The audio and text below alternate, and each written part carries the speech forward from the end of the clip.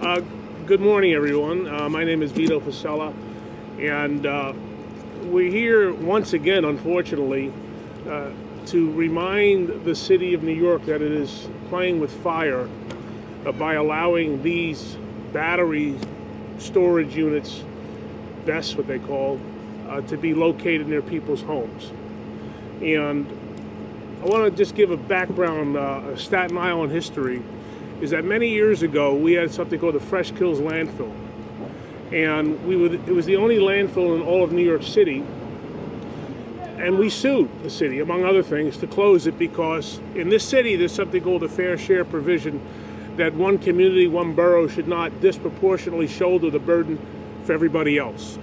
So all the garbage was coming to Staten Island, and ultimately common sense prevailed and the Fresh Kills landfill closed. In a way, these battery storage units are reminiscent of the Fresh Kills landfill, in part because the land on Staten Island is relatively inexpensive compared to the other boroughs, in part because we have more open land, and finally, we don't need the power, yet we're going to get most, if not half, of all the battery storage units Staten Island coming to Staten Island, and the power will go elsewhere. So what we've been saying since day one and beating the drum is there should be a moratorium on the placement and development of these battery storage units until safety protocols are in place. Almost every month we see stories around the country where these storage units go on fire, toxic fumes are emitted into the air, areas and neighborhoods have evacuated because they can't, one, put out the fire, and two, deal with the toxic fumes that spew from these things. That's a fact. So I want to ask anybody in city government who has a conscience, why would they allow these units to be placed right next to people's homes? For years, they weren't allowed.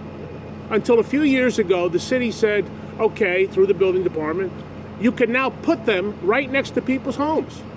We need to go back to the way it was, where we're not saying we're against these units per se, we're saying they should not be next to people's homes. And I will tell you this, I have met with every agency, every regulatory agency that's been involved with this, and I said, do these things belong next to people's homes? And every one of them has said no. And yet here we are.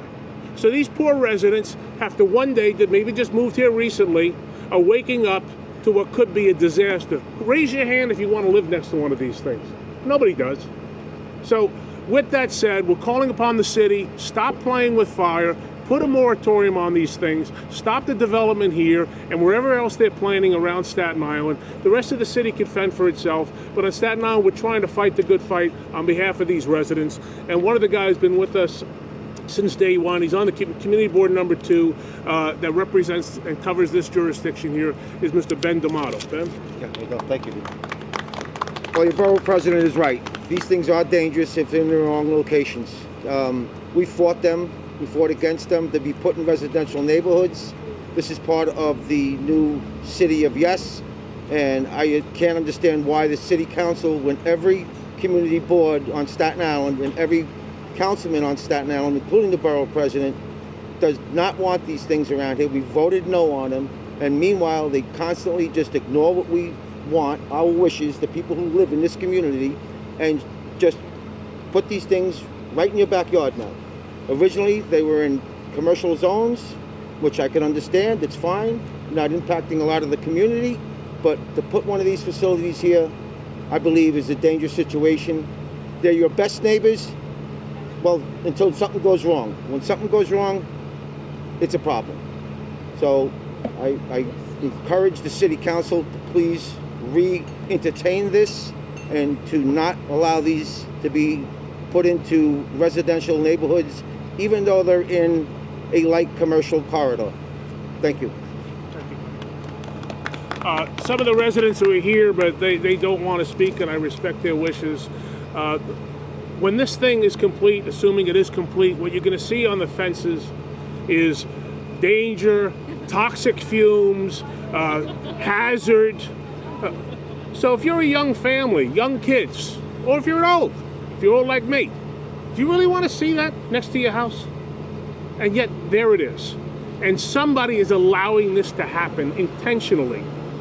As I mentioned once before, it's not like this may happen one day. This has happened repeatedly across the country. And some of the smart communities around here are saying, put a moratorium in place until we know the full effects when these things go on fire, and they go on fire. With that, thank you.